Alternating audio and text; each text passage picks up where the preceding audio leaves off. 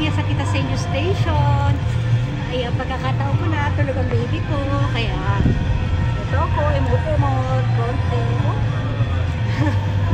Diba, may papakunan.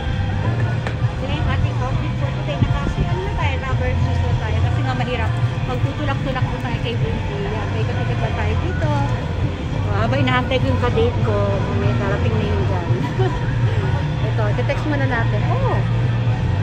Ay, 10 minutes pa daw. Meron pa tayong 10 minutes para mag-emote-emote. Oh. Ayan. Ito tayo sa kabilang area. Ayan. Ganyan po ako pag natutulog ang baby ko. Ganyan ang mga senaryo. Samantalin natin. Ano na nak? Ano ka ngayon? O, diba? O. Nakasilaw lang. O, dapat pala nagdala ko ng sheet.